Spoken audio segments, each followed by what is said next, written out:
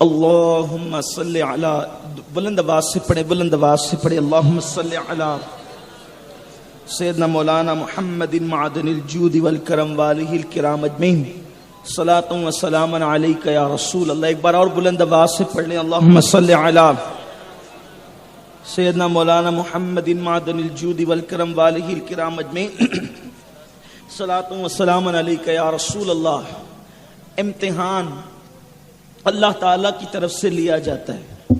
کوئی بدبخت یہ نہ کہے کہ اللہ نے محمد عربی کی اولاد کو پیدا ہوتے ہی جنتی جوانوں کا سردار بنا دیا، کربلا میں لایا اور کربلا میں لا کر بتایا جن کو سردار بنایا ان کی شان یہ ہوا کرتی ہے۔ اس طرح سے ہم امتحان لیتے ہیں اور وہ امتحان میں اس طرح ثابت قدم رہتے ہیں۔ میرے پیارے آقا صلی اللہ علیہ وسلم کے دیوانوں، اندازہ تو کریں کہ کربلا میں جو امتحان ہے وہ گویا کہ اللہ نے قرآن مقدس میں جتنے امتحانات کا ذکر کیا ہے وہ سارے امتحانات اللہ رب العزت نے ایک ساتھ جمع فرما دیا، سارے امتحانات کو ایک ساتھ جمع فرما دیا۔ دیکھیں کربلا کے اندر دشمن کا غلبہ بھی ہے، 22,000 کا لشکر جرار ہے، ان کے ہاتھوں میں تلواریں ہیں، نیزے ہیں، بھالے ہیں، کوئی چیز کی کمی ان کے پاس نہیں ہے۔ اللہ اکبر، دیو پہ کر ان کا لشکر ہے، دشمن کی اتنی کثرت ہے، لوگ جو ہے وہ 72 لوگوں کو، جس میں مرد بھی ہے، عورتیں بھی ہیں، بچے بھی ہیں اور جو ہے وہ دودھ پیتے بچے بھی ہیں، سب لڑنے کے قابل نہیں ہے۔ ان کے لیے تو 200-500 کا لشکری کافی تھا، لیکن دشمن کی کثرت کتنی ہے کہ 22,000 کا لشکر ایک طرف ہے، پھر اس کے بعد بھوک کا غلبہ، پھر اس کے بعد گھر کا اجڑنا، لیکن امام سارے امتحانات کو بخوشی انجام دے کر بتا رہے ہیں کہ جو اللہ کے جتنے مقربین ہوتے ہیں اللہ رب العزت ان سے اتنا سخت امتحان لیتا ہے اور پھر وہ اس امتحان کو حسن و خوبی کے ساتھ انجام بھی دیتے ہیں۔ میرے آقا صلی اللہ علیہ وسلم کے دیوانوں، امام پاک کا امتحان کس طرح سے لیا گیا۔ ہم تو چھوٹے چھوٹے امتحان میں لرز جاتے ہیں، ہم تو چھوٹے چھوٹے امتحان میں ہمارے پیروں میں لغزش آنے لگتی ہے، چھوٹی چھوٹی آزمائش میں ہم بے چین اور بے قرار ہو جاتے ہیں۔ آئیے آپ کو بتاؤں، اگر کسی کو چھوٹی سی بیماری ہو جائے تو وہ کہتا ہے یار ہمیشہ بیمار ہی رہتا ہوں، کسی کو تنگ دستی آ جائے کہتا ہے کہ ہمیشہ تنگ دست رہتا ہوں، کسی کو پریشانی آ جائے کہتا ہے ہمیشہ پریشان رہتا ہوں۔ آئیے میرے آقا صلی اللہ علیہ وسلم کے دیوانوں، مولا حسین کا امتحان آپ ذرا دل کے کانوں سے سنیں اور اپنے اندر تبدیلی لانے کی کوشش کریں۔ رسمی طور پر کربلا کو نہیں سننا، اس نیت سے سننا ہے، اتنے غور سے سننا ہے۔ ایک تو یہ کہ اللہ کرے ہماری زندگی بدلے، دلوں کے اندر یہ جذبات پیدا ہو کہ دین کو بچانے کے لیے آل نبی نے کتنی بڑی قربانی دی ہے، وہ دین کو ہم پامال نہ کریں، ہمارے گھروں میں دین کا نفاذ ہو، ہمارے گھروں میں شریعت کا نفاذ ہو، ہمارے گھروں میں سنت کا نفاذ ہو، ہم خود دین اپنے گھر میں نافذ کریں۔ ہم پوری دنیا کے اندر دین نافذ نہیں کر سکتے، اتنی طاقت و قوت ہمارے اندر نہیں ہے، ہم دین کو اپنے گھروں میں تو نافذ کر سکتے ہیں۔ ہاں میرے آقا صلی اللہ علیہ وسلم کے دیوانوں، محبت اہل بیت میں بلکنے والوں، محبت اہل بیت میں تڑپنے والوں، محبت اہل بیت میں سب کچھ قربان کرنے والوں، آؤ ذرا دیکھو تو صحیح کربلا کے اندر فاطمہ کے لال نے کیسا امتحان دیا ہے۔ اللہ اللہ، حضرت امیر معاویہ رضی اللہ تعالیٰ عنہ کا وصال ہو جاتا ہے اور وصال کے بعد یزید زبردستی سے بادشاہ بن بیٹھتا ہے، اور جب بادشاہ بن بیٹھا 15 رجب جو ہے وہ 22 رجب المرجب کو حضرت امیر معاویہ دنیا سے رخصت ہوئے فالج کے مرض کے اندر، اور یزید زبردستی جو ہے بادشاہ بن بیٹھا۔ صلح کی جو شرائط تھی اس کی پابندی نہ کرتے ہوئے، یکسر اس کو کل عدم قرار دیتے ہوئے وہ بدبخت جو ہے بادشاہ بن بیٹھا۔ اور جب بادشاہ بن بیٹھا اس نے پہلا کام یہ کیا کہ اس نے مدینہ منورہ خط لکھا کہ یہ خط جیسے ہی پہنچے تو حسین حسین کو, عبداللہ ابن زبیر کو, عبداللہ ابن عمر کو, عبد الرحمن ابن ابو بکر کو, ان چاروں کو بلا کر کے میرے نام پر ان کی بیعت لی جائے. امام پاک علی جدی وعلیہ السلام اور یہ تینوں حضرات جن کے نام میں نے لیے ہیں,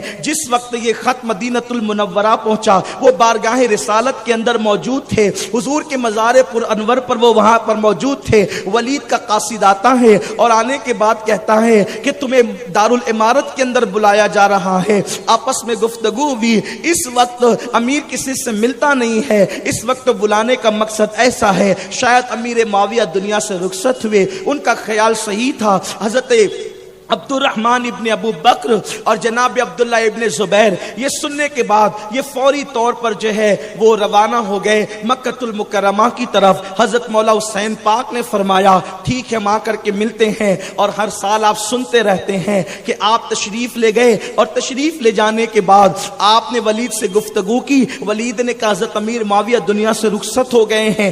آپ نے انا للہ پڑھی, ان کے لیے مغفرت کی دعا کی اور اس کے بعد فرمایا اب کیا بات ہے, کہا بیعت کریں یزید پر. یزید کے ہاتھ, یزید کے نام پر. امام پاک نے فرمایا مجھ جیسا آدمی اس طرح چھپ کر کے یزید کی بیعت کیسے کر سکتا ہے. اور اس کے بعد یزید کا فسق و فجور جو امام پاک جانتے تھے, جیسا کہ آپ ابن کثیر کے حوالے سے, ابن جریر طبری کے حوالے سے, مستدرک میں امام حاکم کی مستدرک کے حوالے سے, اور اسی طرح سے تفسیر مزری کے حوالے سے مجھ سے سن چکے ہیں کہ یزید شرابی تھا, یزید زانی تھا, یزید شراب کو حلال گردانے کی کوشش کرتا تھا, محرمات کے ساتھ نکاح کو اس نے جائز کرنے کی ناپاک کوشش کی تھی, بنو ہاشم سے اس کی دشمنی تھی, اللہ کے حبیب علیہ السلام کی وہ تکذیب کرتا تھا, حضور علیہ الصلوۃ والتسلیم کی نبوت کا اس نے انکار بھی کر دیا تھا. یہ بات میں نے کل آپ کو حوالے کے ساتھ تفسیر روح المعانی کے حوالے سے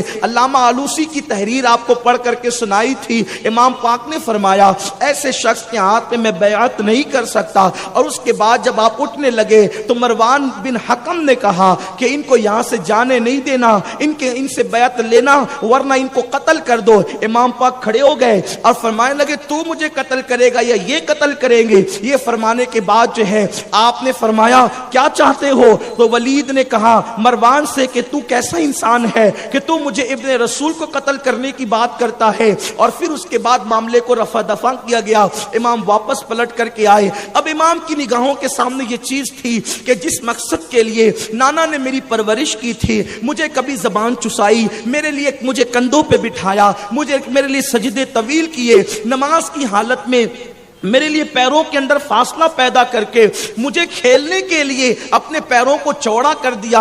امام پاک جانتے تھے کہ مجھے اس مقصد کے لیے پرورش کیا گیا تھا کہ جب اللہ کے دین پر وقت آئے تو میں اللہ کے دین کو بچانے کے لیے اپنا سب کچھ قربان کر دوں. امام پاک علی جدی علیہ السلام اور ان کے گھر کا بچہ جانتا تھا کہ کربلا میں امام پاک شہید ہوں گے. حضرت سیدنا عبداللہ ابن عباس کہتے ہیں رسول پاک کے گھر کے بچے کو پتا تھا کہ امام پاک کربلا میں شہید ہوں گے. میرے آقا علیہ السلام کے دیوانوں, امام پاک جو ہے ولید کے دارالامارت سے اپنے گھر تشریف لاتے ہیں اور تشریف لانے کے بعد آپ گھر والوں کو کہتے ہیں اب تیاری کرو, مدینہ منورہ چھوڑنا ہے, مدینہ منورہ چھوٹنا ہے. اور اس کے بعد شام کا انتظار ہونے لگا. اہل بیت کے جو ہے وہ سامان پیک ہونے لگے, اہل بیت کے سامان بندنے لگے. تھوڑا سا میں اپنی قوم کے جوانوں کے تصورات کو مدینۃ الرسول کی طرف لے کر چلنا چاہتا ہوں. آج نہیں بلکہ آج سے کم و بیش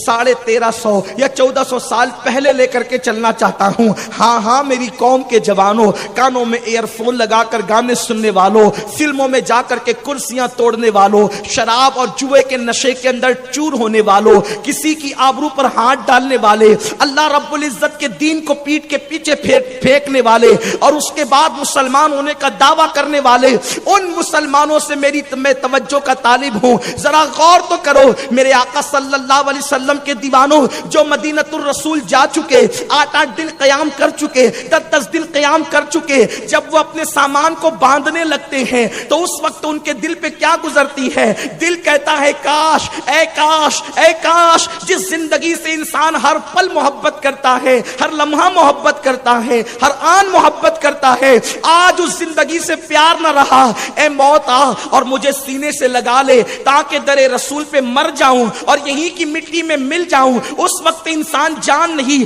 بلکہ موت کو عزیز رکھتا ہے۔ مدینہ منورہ چھوڑنا کتنا انسان کے دل پہ شاق گزرتا ہے۔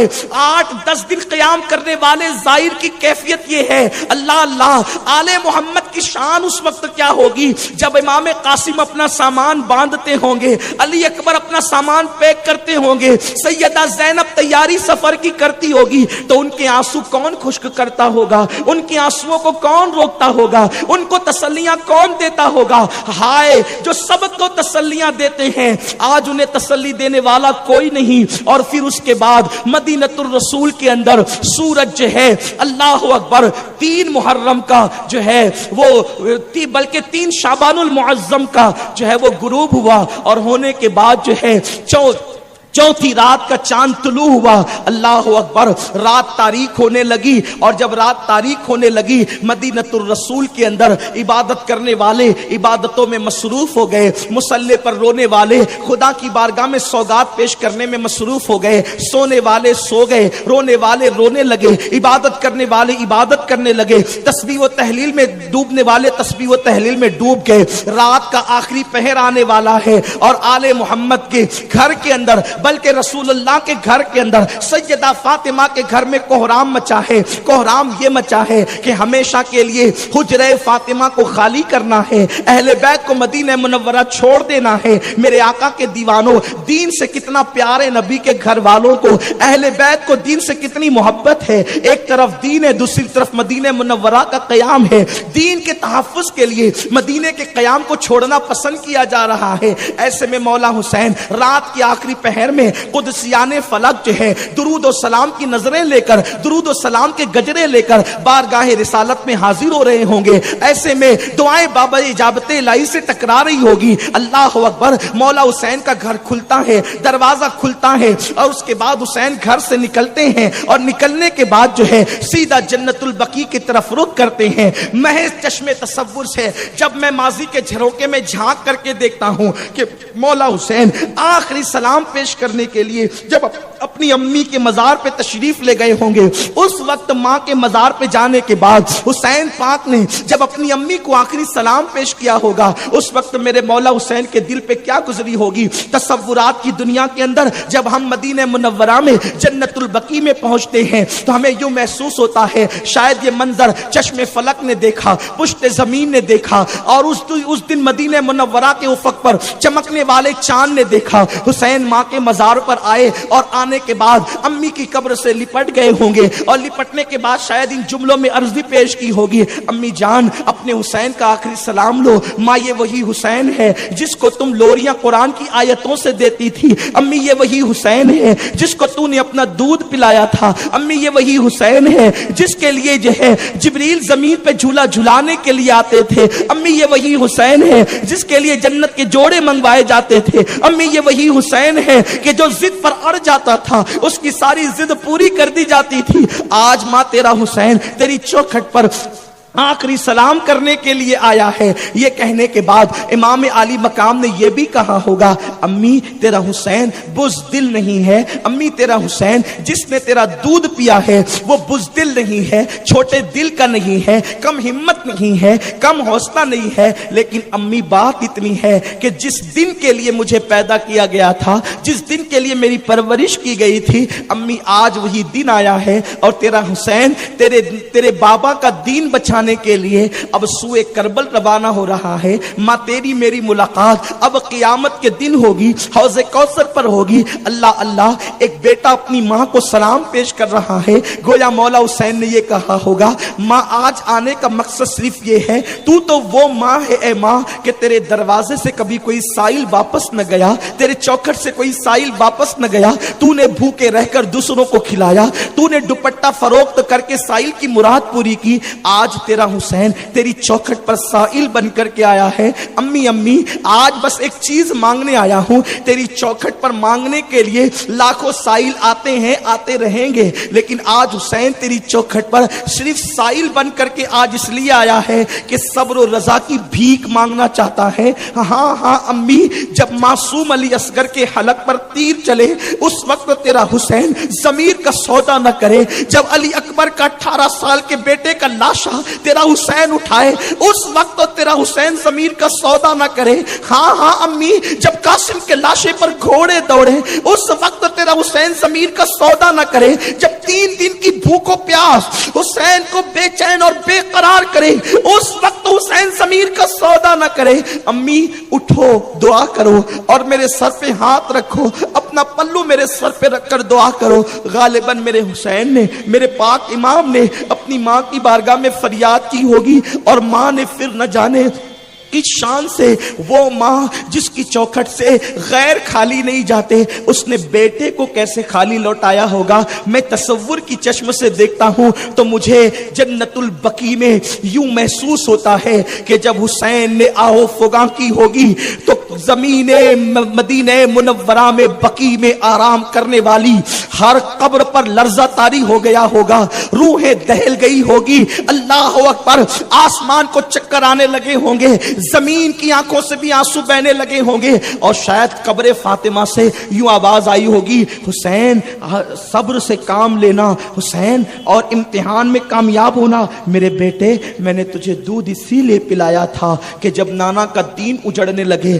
تو تو اپنا گھر اجاڑ کر نانا کے دین کو بچا لینا۔ جا حسین، اٹھ، انتظار نہ کر، جلدی جا میرے بیٹے، اور دیکھ کربلا میں امتحان دینا، صبر سے کام لینا، ضمیر کا سودا نہ کرنا۔ اور سن میرے بیٹے، تو تنہا کربلا میں نہیں رہے گا، میں بھی تیرا امتحان دیکھنے آؤں گی، تیرے بابا علی بھی امتحان دیکھنے آئیں گے، اور تیرے نانا محمد عربی بھی تیرا امتحان دیکھنے آئیں گے۔ بیٹا استقامت کا مظاہرہ کرنا، ضمیر کا سودا نہ کرنا، اب دیر نہ کر، جلدی جا، وقت تمام ہوا چاہتا ہے۔ پتہ نہیں ماں نے کس طریقے سے جو ہے اپنے بیٹے کو تسلی دی ہوگی، اور وہ بیٹا اپنی ماں کے قبر سے لپٹ لپٹ کر رو رہا ہوگا۔ حسین ماں کی قبر سے بمشکل اپنا دامن ہٹاتے ہیں اور بھائی کی قبر سے، حسن مجتبیٰ کی قبر سے لپٹ جاتے ہیں۔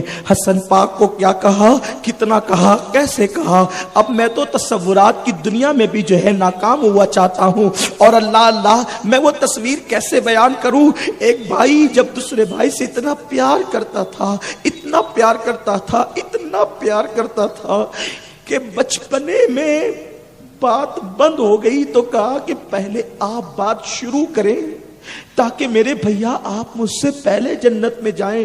کیا مثالی محبت تھی دونوں بھائیوں کی۔ لیکن آج ایک بھائی کی قبر چھوڑ کر جا رہا تھا، مولا حسن پاک کی قبر کو چوما، وہاں سے نکلے اور نانا کو آخری سلام پیش کرنے کے لیے حسین نانا کے مزار پہ تشریف لے گئے۔ ستاروں کی گردشیں رک گئی، ہواؤں کا معاملہ تھم گیا ہوگا، اور مولا حسین نانا کے مزار پر آئے۔ وہ نانا جس کے آستانے پر آواز بلند کرنے سے اعمال ضائع ہو جاتے ہیں، 70,000 فرشتے صبح کو آتے ہیں تو شام تک، اور شام کو آتے ہیں تو صبح تک۔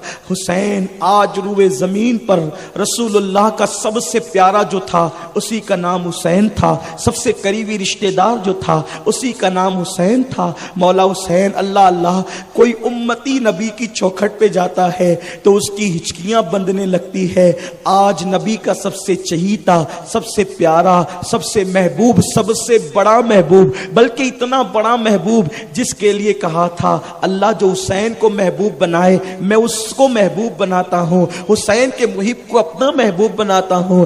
آج وہ سب سے بڑا محبوب، سب سے قریبی رشتہ دار روئے زمین پر، نبی کا اس سے قریبی رشتہ دار اس دن روئے زمین پر کوئی نہیں تھا جو امام علی مقام کو رشتہ حاصل تھا۔ حسین نانا کے مزار پہ لپٹ گئے۔ محض چشم تصور سے ہم دیکھتے ہیں تو یوں لگتا ہے حسین نے اپنے نانا سے کہا ہوگا وَأَمَّا السَّائِلَ فَلَا تَنْهَرْ کا نغمہ قرآن آپ کے لیے گنگناتا ہے، جبریل آپ کے در کا سوالی ہے، آپ کے در کا دربان ہے۔ فرشتے آپ کی چوکھٹ سے خیرات پاتے ہیں، انبیاء اولیاء اور سب کو آپ کی چوکھٹ سے ملتا ہے۔ نانا جان آج آپ کا حسین آخری سلام پیش کرنے کے لیے آیا ہے۔ نانا آپ چپ کیوں ہیں؟ نانا آپ بولتے کیوں نہیں؟ نانا آپ خاموش کیوں ہیں؟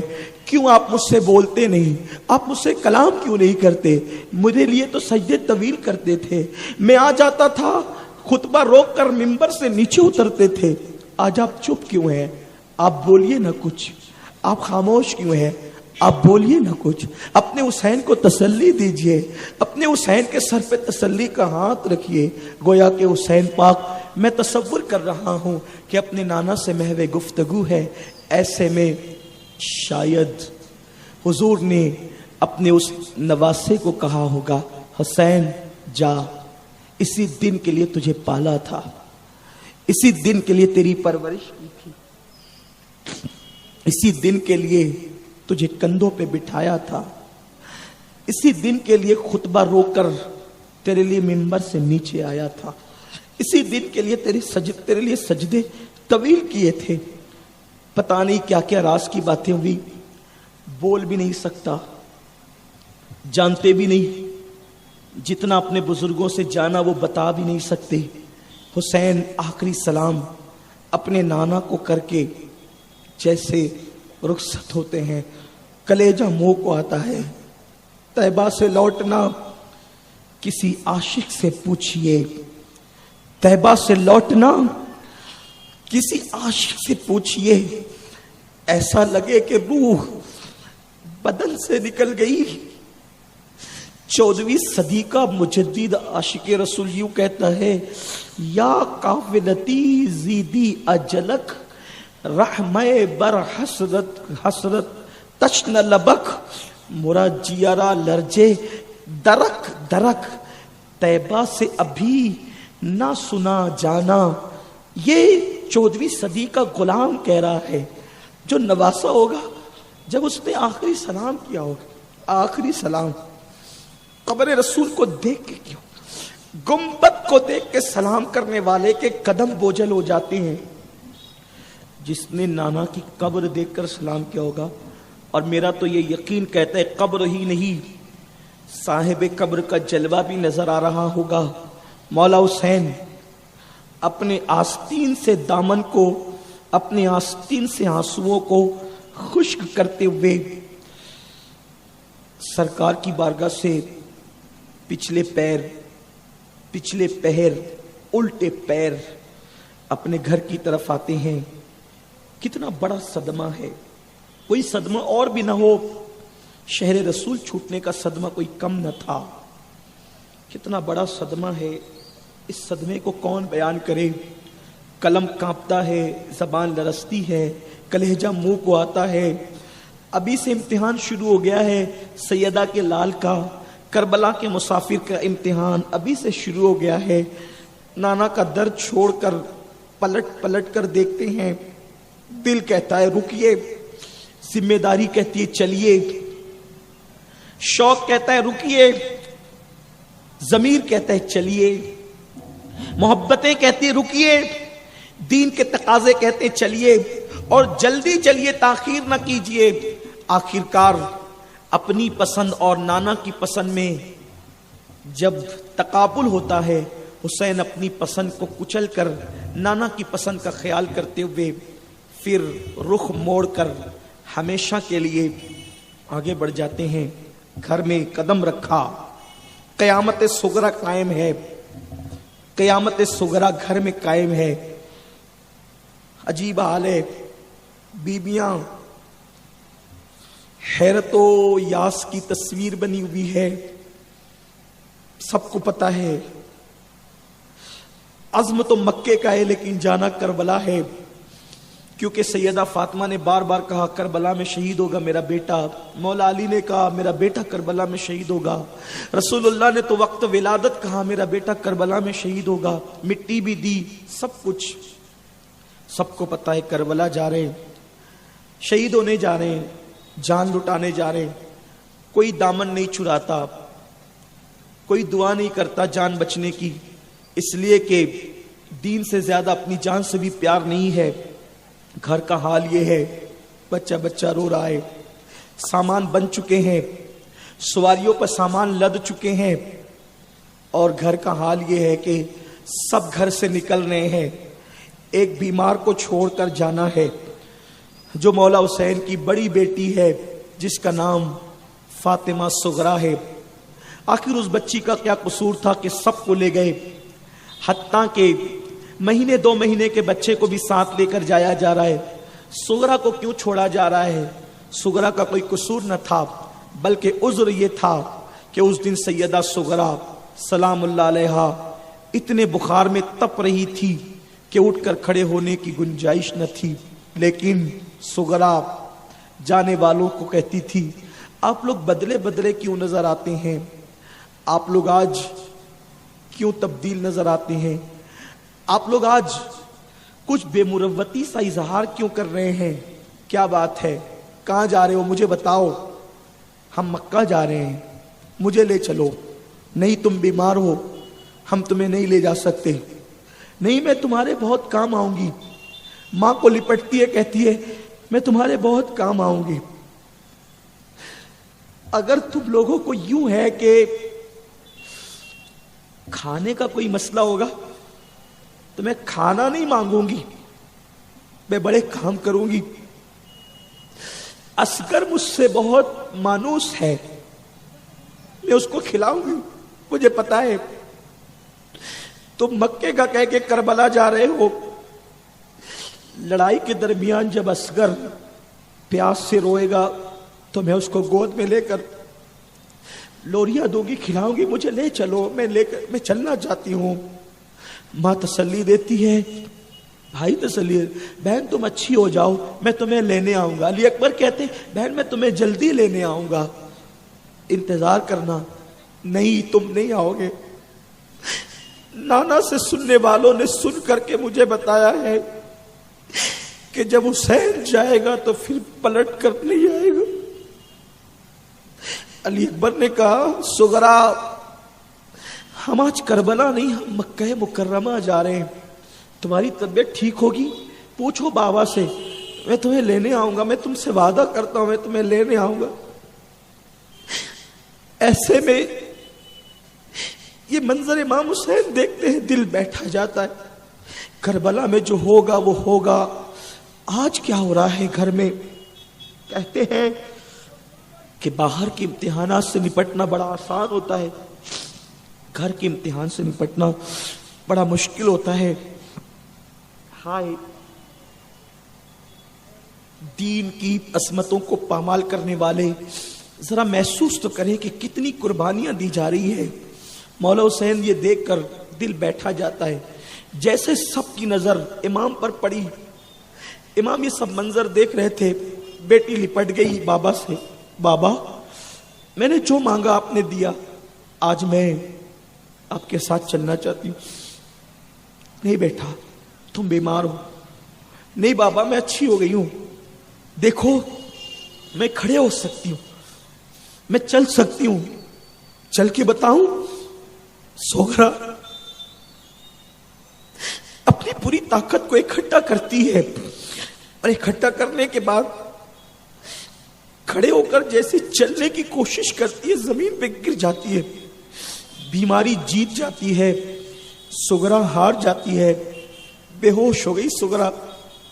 سکینہ نے کہا بابا میری بہن کو ہوش میں لاؤ، آخری سلام تو کر لوں، اپنی بہن سے گفتگو تو کر لوں۔ ایسے میں پانی کے چھینٹے دیے گئے، صغرا ہوش میں آئی۔ مولا حسین نے کہا بیٹی تیرے ساتھ وعدہ ہے، تم اچھی ہو جاؤ، خط لکھنا، میں علی اکبر تمہارے بھیا کو بھیج کر تمہیں بلا لوں گا، پھر تم ہمارے ساتھ رہنا، اس وقت تک انتظار کرو، اپنی امی سے ملو۔ علی اصغر کو قریب کیا گیا، پیچھے ہٹ گئی، کہنے لگی میرا پھول جیسا بھائی میرے بخار کی گرمی سے مرجھا نہ جائے۔ آخری مرتبہ بھائی کو دیکھا، چھوٹے سے ننھے سے بھائی، دین کے لیے قربانی دینے والوں کی قربانیاں بھی کیا ہیں۔ آج تو لوگ دین بیچ کر دولت مند بنتے ہیں، وہاں جان بیچ کر دین بچایا جا رہا ہے. کیا قربانی ہے. آخرکار مولا حسین اپنی بیٹی کو کہتے ہیں تم ام المومنین ام سلمہ کے گھر رہو, جیسے اچھی ہونا خط لکھنا, اچھا بم چلتے ہیں. اس کے بعد جیسے تیسے بیٹی کو منایا, اپنی بیٹی کو ام المومنین حضرت ام سلمہ کے سپرد کیا. یہ ام المومنین بھی ہے اور رشتے میں اب چونکہ امام حسین کی نانی ہونے کی حیثیت سے یہ حضرت صغرا کی بھی نانی ہے.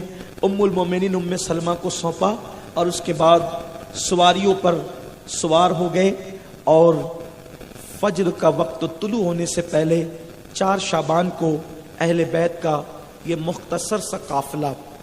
کون کون تھا اس قافلے میں, ان کے نام انشاءاللہ میں کل پڑھوں گا 880 کے گراؤنڈ میں. انشاءاللہ کل ہمارا پروگرام ہوگا, کل میں پڑھوں گا. یہ مختصر سا قافلہ سوئے مکہ روانہ ہو گیا. دھول اڑتی گئی. مسجد نبوی کے مینار ایسا لگتا ہے کہ اچک اچک کر کربلا کے مسافر کو آخری مرتبہ دیکھنا چاہتے ہیں. کربلا والے پلٹ پلٹ کر نانا کے روضے کو دیکھ رہے ہیں اور آنکھوں سے آنسو جاری ہے. آخرکار دھول اڑتی گئی اور یہ مختصر سا قافلہ رات کے آخری پہر میں اس گرد کے اندر چھپ گیا اور چھپنے کے بعد ہمیشہ کے لیے روپوش ہو گیا. کہتے ہیں مکہ المکرمہ پہنچے.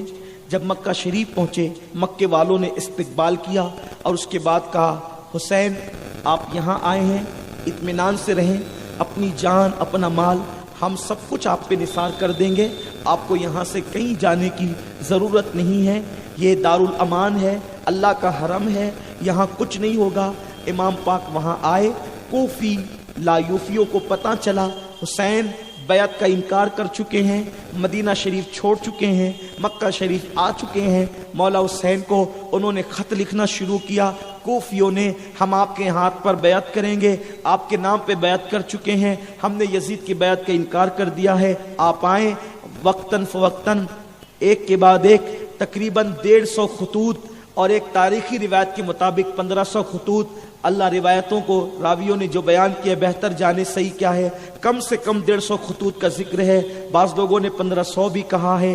خطوط آتے رہے. آخری خط یہ آیا حسین اگر آپ کوفہ نہیں آتے قیامت کے دن ہم اللہ کی بارگاہ میں عذر پر پیش کریں گے کہ ہم تو تیرے نبی کے نواسے کو بلاتے تھے. شرابی, زانی, جواری, کتوں کا ناچ دیکھنے والا, بندروں کا ناچ دیکھنے والا, دین کا مذاق اڑانے والا, یزید پلید کے ہاتھ میں ہم بیعت نہیں کرنا چاہتے تھے, تیرے نبی کے نواسے کو بلاتے تھے, مگر ان کو تو جان پیاری تھی اس لیے وہ نہیں آئے. ہم نے مجبوراً یزید کی بیعت کر لی, پھر آپ قیامت میں جو جواب دینا ہے دینا. امام نے یہ خط پڑھا. پڑھنے کے بعد اور جو ہے وہ کوفہ جانے کے لیے تیار ہو گئے. صحابہ نے بہت روکا, نہ جائیں, لیکن آپ جانے کے لیے تیار ہو گئے. آخرکار بعض صاحب الرائے صحابہ آئے. ان میں سے حضرت عبداللہ بن زبیر, عبداللہ ابن عمر, حضرت سیدنا جو ہے وہ ابن ابو بکر, یہ اجلہ صحابہ آئے اور آنے کے بعد کہا امام ایک کام کریں, آپ کو جانا ہے تو آپ جائیں, لیکن ہماری ایک رائے ہے, آپ اپنے جانے سے پہلے اپنے کسی معتمد کو بھیجیں, وہ جائے اور جا کر حالات کا جائزہ لے, وہاں دیکھے کہ حالات کیا ہیں. اگر حالات خوشگوار ہوں وہ آپ کو خط لکھے, اس کے بعد آپ تشریف لے جائیں. اس وقت روئے زمین پر آپ سے بہترین کوئی انسان موجود نہیں, آپ سے زیادہ کوئی قریبی رسول اللہ کا موجود نہیں. آپ حضور کے حقیقی نواسے ہیں, حضور نے آپ کو اپنا بیٹا کہا ہے, حضور آپ سے بڑی محبت کرتے تھے. آپ چلے جائیں گے تو کیا ہوگا, اس لیے آپ اپنے کسی معتمد کو بھیجے. امام کو یہ بات جو ہے پسند آئی. امام نے اپنے چچا زاد بھائی حضرت سیدنا عقیل کے بیٹے امام مسلم رضی اللہ تعالیٰ عنہ کو بھیجنے کا ارادہ فرمایا. امام مسلم کو کہا آپ جائیں. مکہ المکرمہ سے آپ نے کہا آپ جائیں. آپ نکلنے لگے, سفر کی تیاری کرنے لگے. آپ کے 2 بیٹے تھے, ایک کا نام محمد, ایک کا نام ابراہیم. ایک 8 سال کے تھے, ایک 6 سال کے تھے. دونوں بچوں نے ضد کیا ابا جان ہم بھی چلیں گے. حضرت امام مسلم نے امام کی اجازت سے ان کو ساتھ لیا اور آپ روانہ ہو گئے. جب آپ کوفہ تشریف لے گئے, جیسے آپ نے کوفے میں قدم رکھا لکھا کوفے میں جو ہے وہ بنو امیہ کی طرف سے صحابی رسول حضرت نعمان بن بشیر رضی اللہ تبارک و تعالی عنہ جو ہے وہ کوفہ کے گورنر تھے. آپ نے زمین کوفہ پہ قدم رکھا, لوگوں نے استقبال کیا.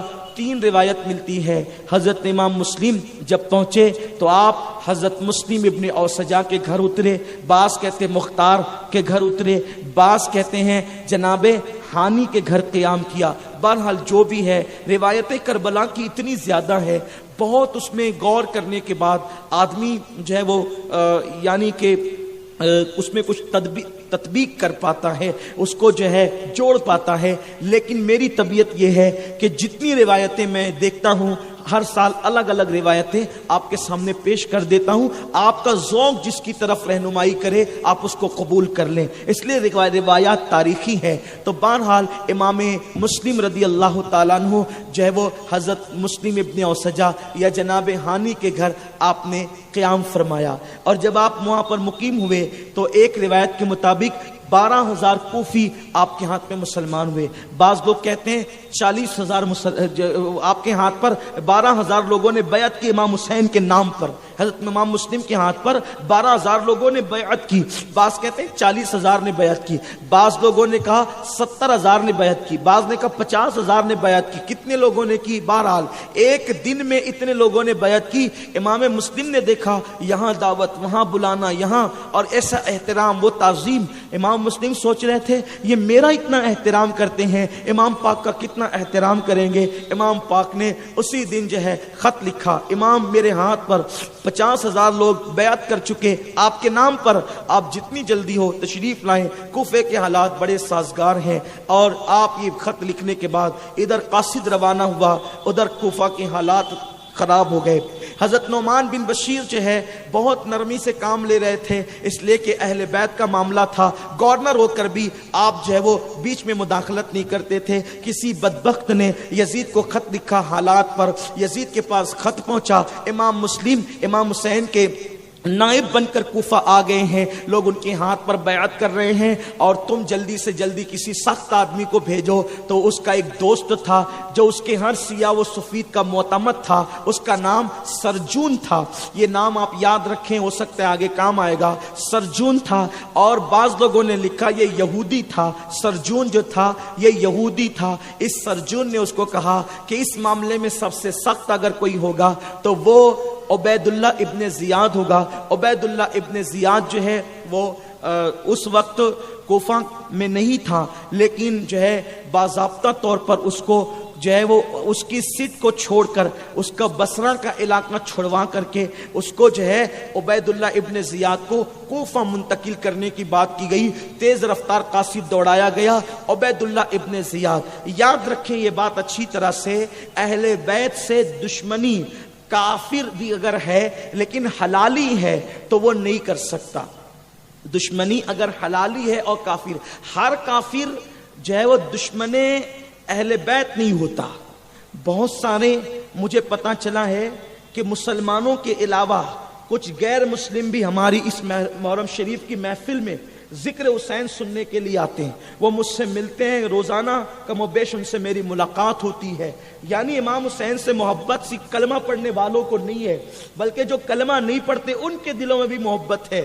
تو چونکہ حلالی ہونا شرط ہے اہل بیت کی محبت کے لیے, جن کے دلوں میں اہل بیت کی محبت ہے انہیں تو پہلے اپنی ماں کے لیے دعا کرنا چاہیے کہ ماں شریف تھی تو اللہ تبارک و تعالیٰ نے اہل بیت کی محبت دل میں عطا کی. اگر ماں شریف نہ ہوتی تو اہل بیت کی محبت دل میں پیدا نہ ہوتی. یہ جملہ لوگوں کو سخت لگتا ہے لیکن یہ جملہ بالکل صحیح ہے. یہ جملہ 2 اور +2 اور 4 جیسے ہوتا ہے ویسے بالکل صحیح ہے کہ اہل بیت کی محبت کے لیے خون کا شریف ہونا ضروری ہے. چونکہ اس کا خون حلالی نہیں تھا. سنیوں, مسلمانوں, اہل بیت سے محبت کرنے والوں, اگر کسی کا خون حلال نہ ہو وہ چاہ کر بھی اہل بیت سے محبت نہیں کر سکتا. اور جن کا خون حلالی ہو اللہ رب العزت پیدائشی طور پر ان کو اہل بیت کی محبت نصیب کرتا ہے. یہ جو آتے ہو نا روزانہ بیٹھتے ہو نا، ایک ایک چیز دل میں بساتے ہو، دل میں بٹھاتے ہو، سر آنکھوں پہ رکھتے ہو، یا حسین حق حسین، یا علی مولا علی، کہ یہ جو نعرے لگاتے ہو، شربت تقسیم کرتے ہو، قرآن خوانیاں کر رہے ہو، تمہارے گھروں میں جو ماحول بن رہا ہے اسلامی، یہ سب اہل بیت کی محبت کی خیرات ہے، اور انشاءاللہ صحابہ کی محبت کے ساتھ یہ سوگات آگے بڑھتی رہے گی، اور انشاءاللہ یہ ماحول آگے بڑھتا رہے گا۔ تو عبید اللہ ابن زیاد بانی فساد بدنہاد، وہ پلید ابن پلید، وہ فتین ابن فتین، وہ رزیل ابن رزیل، وہ ذلیل ابن ذلیل، وہ عبید اللہ ابن زیاد، اس کو سرجون کے کہنے پہ کوفہ بھیجا گیا۔ وہ چہرے پہ رومال ڈال کر، چہرہ چھپا کر جو ہے وہ داخل ہوا کوفہ کے اندر۔ جن کی عزتیں نہیں ہوتی وہ چہرے چھپا کر شام کے اندھیرے میں آتے ہیں شہروں کے اندر۔ اللہ رب العزت جن کو عزتیں دیتا ہے، پھر وہ شان و شوکت کے ساتھ چہرے اٹھا کر چلتے ہیں، بلکہ اہل بیت کے دشمنوں کے چہرے اس قابل رہ بھی نہیں جاتے کہ چہروں سے پردہ اٹھا کر کے چلے۔ نہ زندگی میں چہرے اس قابل رہتے ہیں، اور مرنے کے بعد بھی کہتے جلدی کرو جلدی کرو، اس لیے کہ کئی چہرے سے پول نہ کھل جائے، جلدی کرو جلدی کرو۔ تو کفن میں بھی چہرے بتائے نہیں جاتے دشمنان اہل بیت کے، لیکن خدا کی عزت کی قسم، جن کے دلوں میں اہل بیت کی محبت ہوتی ہے، اگر رنگ کالا ہے تو بھی چہرہ دنیا میں بھی چمکتا ہے، اور جنازے میں بھی چمکتا ہے، اور قبر میں بھی چمکتا ہے، اور میدان محشر میں اہل بیت سے محبت کرنے والے یوں پہچانے جائیں گے کہ ان کے چہرے 14ویں رات کے چاند کی طرح چمکتے ہوں گے۔ اس لیے کہ چمکنے والوں سے محبت کرو گے تو چمک ملے گی۔ توجہ کریں، چمکنے والوں سے، کسی خاندان کا ایک فرد چمکا، کسی کا 2 فرد چمکا، کسی کے 3 چمکے، کسی کے کچھ نہیں چمکے، یہ اہل بیت کی شان ہے کہ تیری نسل پاک میں ہے۔ سبحان اللہ سبحان اللہ۔ کوئی چمکتا ہے پڑھ کر، کوئی چمکتا ہے دولت مند بن کر، کوئی چمکتا ہے اقتدار کی کرسی پہ آ کے، کوئی چمکتا پھر چند دن کے لیے چمکتے ہیں، لیکن اہل بیت کی شان یہ ہے کہ پیدا ہوتے ہیں تو چمکتے دمکتے پیدا ہوتے، تیری نسل پاک میں ہے، بچہ بچہ نور کا، تو ہے عین نور، تیرا سب گھرانہ نور کا، اور جو بھی چمکتے انہی کے صدقے میں چمکتے ہیں۔ بہرحال بات دور نہ نکلے، اللہ اکبر، یہ چہرے پہ رومال ڈال کر آیا، لوگ سمجھے امام حسین آ گئے، مرحبا یا ابن رسول، مرحبا یا ابن رسول، مرحبا یا ابن رسول۔ دیکھتا تھا کنکھیوں سے اور جلتے جاتا تھا کہ دیکھو حکومت اپنی ہے، سروں پہ حکومت اپنی ہے، دل پہ حکومت اہل بیت کی ہے۔ ہر دور میں سروں پہ حکومت کسی کی بھی رہی ہو، دل پہ حکومت اہل بیت کی رہی ہے، اور قیامت تک دلوں پر حکومت اہل بیت کی رہے گی۔ ایک انگریز مفکر ہندوستان آیا تو اس نے انگریز ہو کر کے کہا کہ ہندوستان میں میں قبر کو حکومت کرتے دیکھ رہا ہوں، اور وہ قبر معین الدین اجمیری کی قبر ہے۔ نعرہ تکبیر، نعرہ رسالت، نعرہ حیدری، خواجہ کا ہندوستان، خواجہ کا ہندوستان۔ سبحان اللہ۔ اہل بیت سے کتنی بھی دور کرنے کی کوشش کی جائے، جیسے لوہے کو مقناطیس سے الگ نہیں کیا جا سکتا، جیسے ہرن سے مشک کو جدا نہیں کیا جا سکتا، جیسے سورج سے جو ہے وہ کرنوں کو جدا نہیں کیا جا سکتا، ویسے مومنوں کو اہل بیت سے جدا نہیں کیا جا سکتا۔ اہل بیت مومنوں سے کبھی جدا نہیں ہوں گے، اور جدا مومنین اہل بیت، جو مومن ہوگا وہ اہل بیت کا غلام، کہیں ہو، کسی خطے میں ہو، کسی قبیلے میں، کہیں پر ہو، اہل بیت کی محبت اس کے خون کے قطرے قطرے میں بسی ہوگی، اور ایمان تبھی سلامت رہے گا۔ تو وہ آیا، دیکھتا تھا، جلتا جاتا تھا، لیکن جب وہ دارالعمارت کی طرف گیا تو اس نے لوگوں نے کہا بھئی اگر امام حسین ہوتے تو ان کو تو وہاں ہونا چاہیے جہاں پر حضرت امام مسلم کا قیام ہے، تو یہ دارالعمارت میں کیوں جاتے ہیں؟ تو پتا چلا پھر کسی نے زور سے کہا بھائی یہ ابن رسول نہیں ہے، یہ تو ابن مرجانہ ہے، یہ میزانیہ کا بیٹا ہے، یہ کون ہے، اس کے پیچھے کہاں جاتے ہو؟ پورا مجمع چھٹ گیا، اندر گیا، جلا بھنا تھا۔ حضرت نعمان بن بشیر صحابی رسول کو اس نے معزول کیا اور معزول کر کے خود بیٹھا، اور اس کے بعد اس نے جو ہے وہ آنے کے بعد خطبہ دیا منبر پہ چڑھ کے کہ جس نے مسلم کو اپنے گھر میں پناہ دی ہوگی ہم اسے قتل کریں گے، اس کا یہ کریں گے، اس کا وہ کریں گے، خوب دھمکیاں دی۔ اور دھمکیاں دینے کے بعد جب پتہ چلا، المختصر جب پتہ چلا، تفصیل بہت ہے، المختصر جب پتہ چلا کہ حضرت ہانی کے گھر میں موجود ہے، اس نے ہانی کو بلوایا، حضرت ہانی تشریف لائے تو اس نے حضرت ہانی کو اس نے سلام کیا، اور آپ نے بھی اس کو سلام کیا تو جواب بھی نہیں دیا۔ حضرت ہانی نے کبھی ناراضگی کی کیا وجہ ہے؟ میں اختصار کے ساتھ عرض کر رہا ہوں کہ کیا وجہ ہے؟ تو اس نے کہا کہ تم نے مسلم کو اپنے گھر چھپا رکھا ہے۔ کہا میرے گھر میں مسلم کو کیسے جانتا ہوں، کہاں ہے میرے گھر، کیسے ہے؟ تو ایک جاسوس کے ذریعے سے اس کو پتا چلا تھا، وہ بڑی تفصیل ہے، آپ سنتے رہتے ہیں، آپ اس کو کہیں اور بھی سن سکتے ہیں، کتابوں میں بھی پڑھ سکتے ہیں۔ ایک جاسوس کے ذریعے سے پتا چلا تھا، 3000 روپیہ اس کو دے کر کے جاسوس کو پیچھے لگایا تھا، اس کو کہا نکل کر آ۔ تو جب آیا تو ہانی کے گھر میں وہ جاسوس بار بار آ چکا تھا، اور وہ اپنے آپ کو اہل بیت کا محب ظاہر کرتا، لیکن وہ محب نہیں تھا، بلکہ وہ کون تھا؟ وہ جاسوس تھا۔ وہ بدبخت نے کہا کہ آپ کے گھر میں نہیں ہے مسلم؟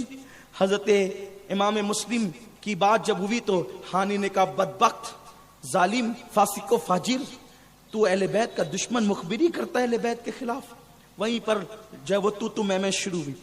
یہ بات حضرت امام مسلم کو پتا چلی کہ حضرت ہانی کو قید کر لیا گیا، تو آپ جو ہے باہر نکل آئے، اور آپ کے ساتھ کوفہ کے تقریباً 40,000 لوگ جمع ہو گئے، لیکن آپ نے حملے کا حکم نہیں دیا، کیونکہ اہل بیت امن پسند، محبت بانٹنے والے۔ ابھی کیوں لڑے جب تک کہ زبان سے، گفتگو سے کام ہو سکتا ہے، لڑائی جھگڑا نہیں۔ تو آپ نے حملہ نہیں کیا۔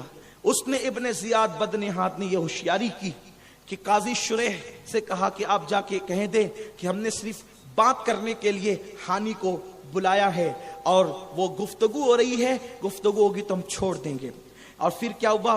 جتنے قبیلے کے لوگ وہاں موجود تھے سب لوگوں کو کہا کہ اپنے اپنے قبیلے کو جا کر کے کہہ دو کہ وہ مسلم کا ساتھ چھوڑ دے۔ اور پھر کوفیوں کی وفا قیامت تک کے لوگوں کو یاد رہے گی، جب اپنے اپنے قبیلے کے سردار نے کہا کہ مسلم کا ساتھ چھوڑ دو، تو امام مسلم کے ساتھ جو 40,000 کا لشکر تھا وہ ایک ایک کر کے سب ساتھ چھوڑ گئے، حتیٰ کہ امام مسلم کے ساتھ صرف 500 لوگ بچے۔ کہاں 40,000 اور کہاں صرف 500 لوگ، 500 لوگ صرف بچے۔ اور وہ 500 لوگ بھی جب مغرب کا وقت آیا تو امام مسلم کے ساتھ مسجد میں داخل ہوئے، آپ نے نماز پڑھانے کے لیے اللہ اکبر کہی، 500 لوگ پیچھے کھڑے ہوئے تھے، جب سلام پھیرا ایک بھی آپ کے پیچھے موجود نہ تھا۔ یہ کوفیوں کی داستان ہے، ان کے بے وفائی کی داستان ہے۔ دراصل بات یہ تھی، اگر وہ سچے اہل بیت کے محب ہوتے تو وہ شاید ایسا نہ کرتے۔ اور یاد رکھنا، بے وفائی کرنے والا بے وفائی کر کے بھی بہت دن تک اپنی زندگی کو بچا کر کے نہیں رکھ سکتا، لیکن جو بے وفائی کا داغ اس کے وجود پہ لگتا ہے وہ کبھی دھلا نہیں جاتا۔ کوفیوں کو آج تک کوئی اچھے نام سے یاد نہیں کرتا، کوفہ کا نام آتا ہے تو بے وفائی فوری طور پر یاد آ جاتی ہے۔ حالانکہ وہ شہر ایک دور تھا کہ اس میں کثرت سے اصحاب رسول بستے تھے، آج بھی بڑی تعداد میں اصحاب رسول کے مزارات اس مبارک شہر میں موجود ہے، لیکن وہ کیسی بے وفا قوم تھی۔ امام مسلم نے مغرب کی نماز پڑھی اور دیکھا کہ سب غائب ہے، باہر نکلے، ادھر ادھر دیکھا، سارے کوفہ والوں کے دروازے بند تھے، کسی کا دروازہ کھلا نہیں تھا۔ ہائے اہل بیت کی مظلومیت! بلایا خط لکھ کر ایک دن میں 40,000 یا 12,000 یا 50,000 یا 70,000 لوگوں نے بیعت کی اور سب ساتھ چھوڑ گئے چند گھنٹوں میں۔ یاد رکھنا مسلمانوں، اگر کسی سے محبت کرو تو محبت میں وفا ہو، اگر بے وفائی ہو تو نہ یہاں عزت ہے نہ وہاں عزت ہے۔ اس لیے اپنے اندر وفا بھی پیدا کرو، رشتوں میں وفا، دوستی میں وفا، بیوی کے ساتھ وفا، رشتہ داروں کے ساتھ وفا، ہر ایک کے ساتھ وفا۔ میرا ایک جملہ یاد رکھنا، جانور پالو تو اس کے ساتھ بھی وفا کرنے کی کوشش کرنا، ورنہ بے وفائی تمہیں کہیں چین سے جینے نہیں دے گی۔ وفا بڑی عظیم چیز ہے، لیکن یہ بھی یاد رکھنا وفا کسی کسی کو ملتی ہے، ہر برتن میں منہ ڈالنے والا کبھی باوفا نہیں ہوتا۔ بہرحال یہ بھی بڑا المیہ ہے، آج کل لوگ اپنی بیوی کے ساتھ بھی وفا نہیں کرتے، لوگ چھوٹی چھوٹی بات پہ طلاق دے دیتے ہیں، یا جو طلاق نہیں دیتے وہ بیوی رکھ کر بھی کسی کے ساتھ ناجائز تعلقات میں پڑ جاتے ہیں۔ ان لوگوں کو سوچنا چاہیے کہ یہ بے وفائی کی کتنی انتہا ہے، اللہ لوگوں کو نیک توفیق عطا فرمائے۔ بہرحال امام نے دیکھا سب دروازے بند، کل تک جن گھروں میں دعوتیں ہو رہی تھی وہ دروازے بند ہے۔ آخرکار امام آگے بڑھے، دیکھا کہ توعا نام کی خاتون ہے، اس نے دروازہ کھول رکھا ہے، اور اس لیے کہ اس کا بیٹا اب تک گھر نہیں آیا، وہ بیٹے کا انتظار کر رہی ہے۔ آپ وہاں کھڑے رہے، توعا نے پوچھا، اے جوان کیا بات ہے؟ کہا میں پانی پینا چاہتا ہوں، مجھے پیاس لگی۔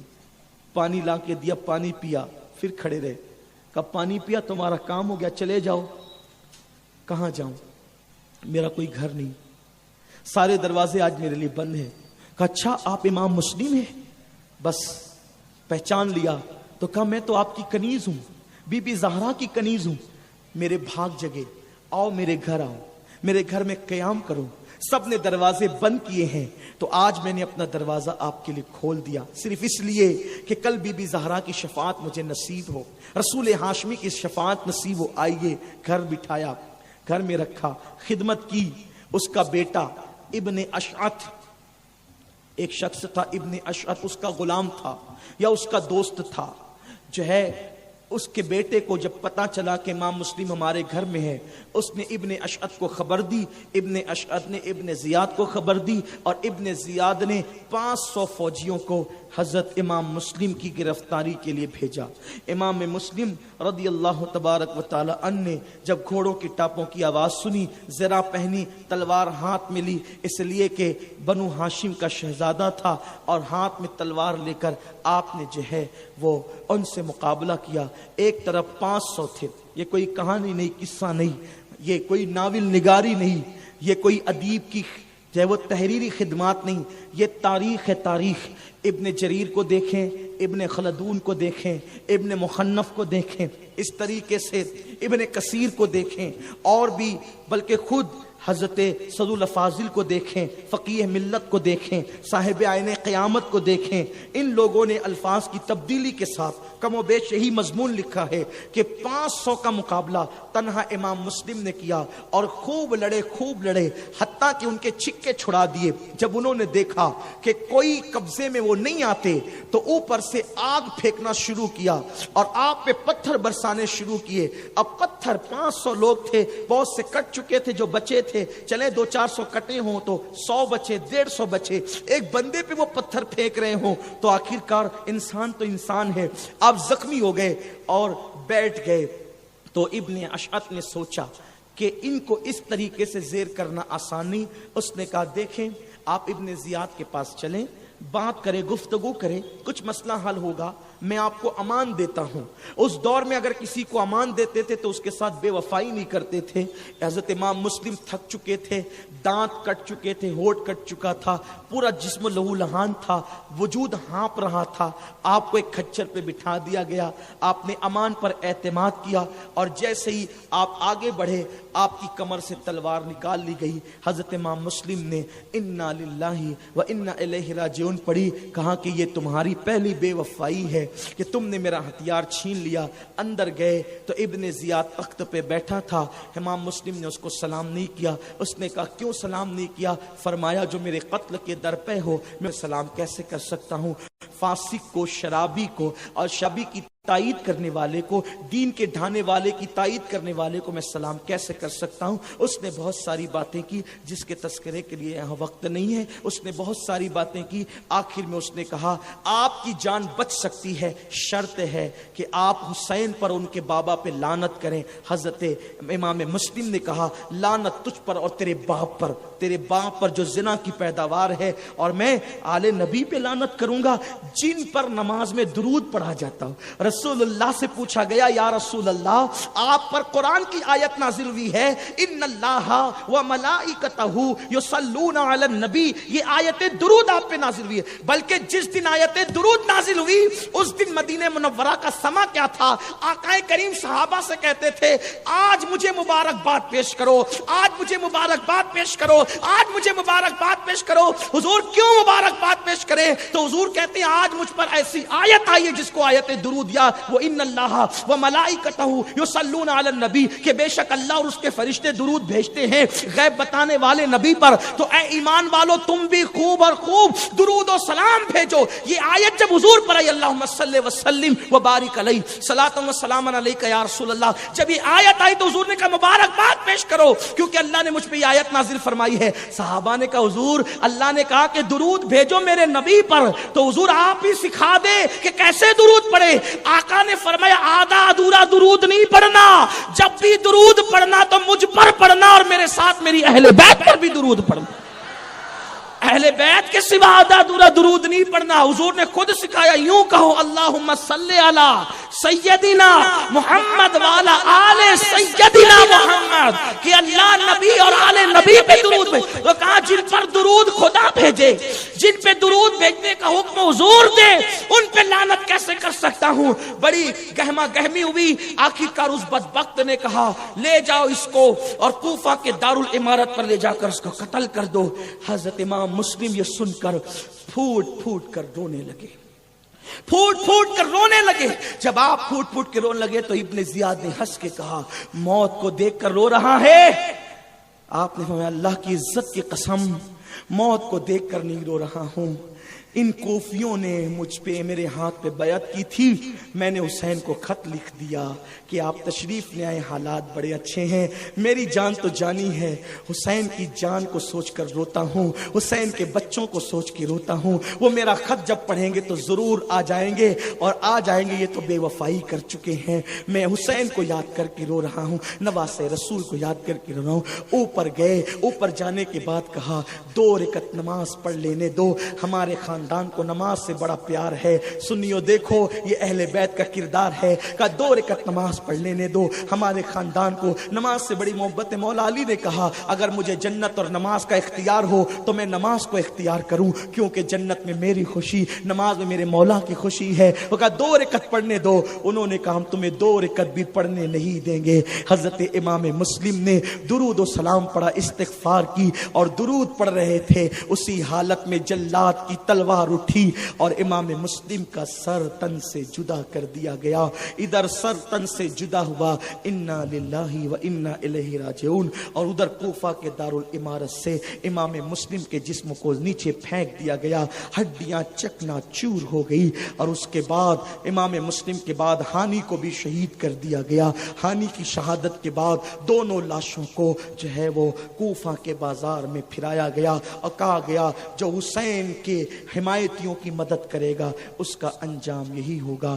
ایسی حالت میں سورج کوفہ کے سورج نے شرم سے اپنا چہرہ چھپا لیا، اور اس کے بعد سورج ڈوب گیا، اور وہ خون آشام کوفہ کی شام جو ہے وہ گویا کہ فرات سے طلوع ہوئی، اور وہ شام اتنی دردناک تھی، اتنی دردناک تھی کہ ہر طرف جو ہے وہ بدبخت و کوفیوں کی بدعہدی اور بے وفائی کے چرچے گویا کہ عالم بالا میں بھی رہے ہوں گے، زمین کے ذرے ذرے میں رہے ہوں گے۔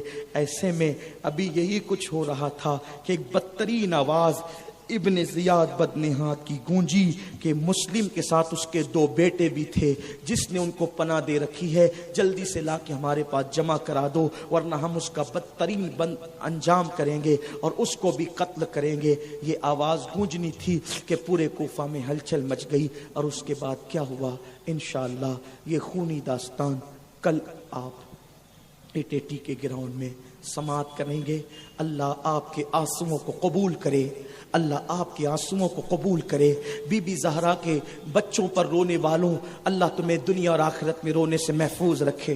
بچوں بیٹھو، کل سے بچوں کو آگے بیٹھنے نہ دیا جائے۔ میں چاہتا تھا کہ یہ بچے آگے بیٹھے کہ یہ قوم کا مستقبل ہے، لیکن یہ ہر سال گڑبڑ کرتے ہیں۔ تو اب ان پر پابندی لگ جائے گی. اگر یہ کل بھی نہیں سدھرے تو ان پہ پابندی لگ جائے گی. کل کا آخری موقع ان کو آگے بیٹھنے کا. بی بی زہرا کے بچوں پہ رونے والوں، اللہ تمہیں دنیا اور آخرت پہ رونے سے بچائے. امام حسین کی شہادت کو سن کر حضور ولادت کے وقت بھی روئے تھے. یہ بخاری شریف کی سیاہ ستہ کی حدیث ہے. اور ابن عباس کی روایت کے مطابق جس دن شہادت ہوئی تھی اس دن بھی حضور روئے تھے. اور امام حسین کی شہادت کو دیکھنے والے امام زین العابدین ساری زندگی روتے رہے. تو یہ مت سمجھنا کہ حسین پاک کی شہادت پہ رونا یہ روافظ کا طریقہ ہے. روافظ دوسرے انداز سے ہنگامہ آرائی کرتے ہیں، ہم محبت میں روتے ہیں. ارے جب ایک گمشدہ بیٹے کی گمشدگی پر یعقوب علیہ السلام کو ساری زندگی رونے کا حق ہے، ساری زندگی رونے کا حق ہے. وہ روئے. امام زین العابدین ساری زندگی روئے.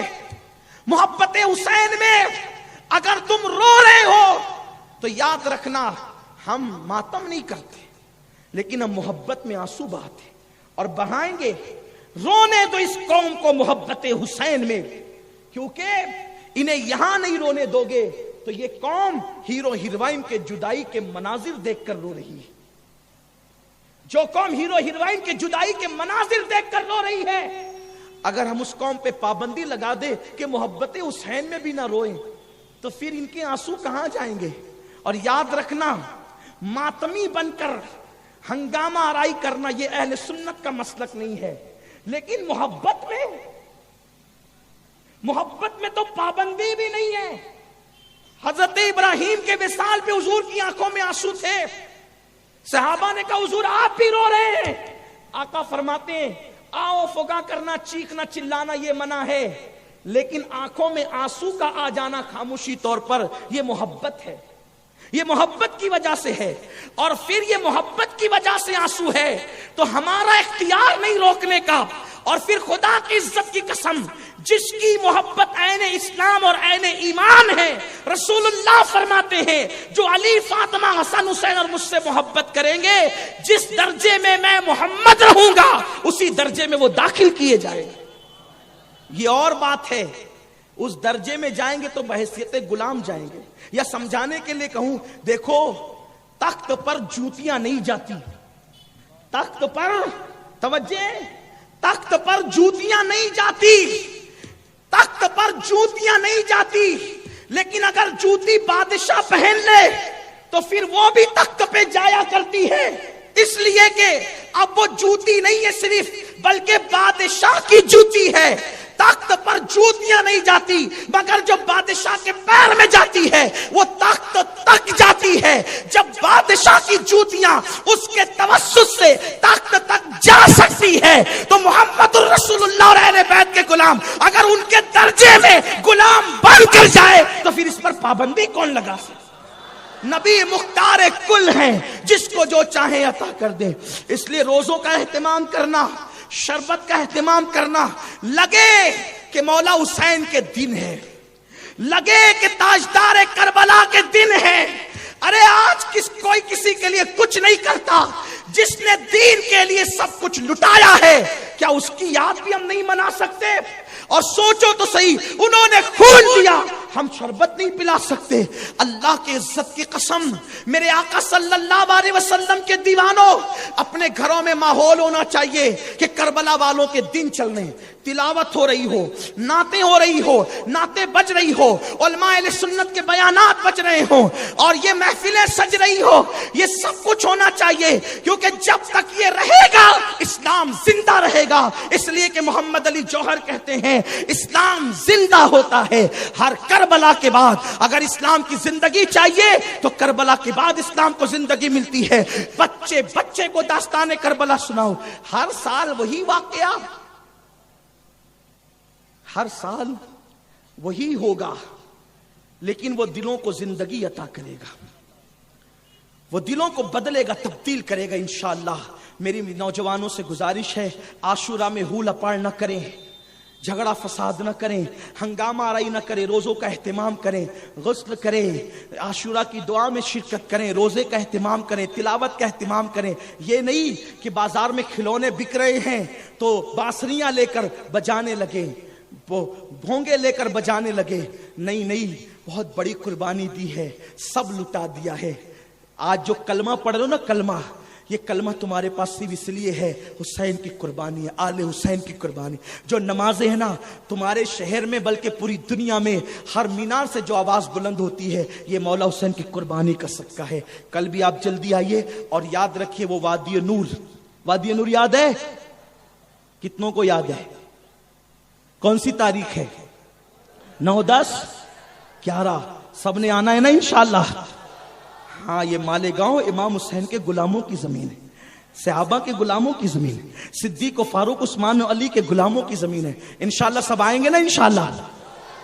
اب کل اور پرسوں اب 2 ہی دن بچے ہیں تو جلدی آئیے، کیونکہ ٹائم پر گفتگو ختم کرنی ہے۔ اللہ تعالیٰ توفیق دے، گفتگو کے درمیان کوئی غلطی ہو تو اللہ معاف فرمائے۔ استغفر اللہ وما علینا الا البلاغ۔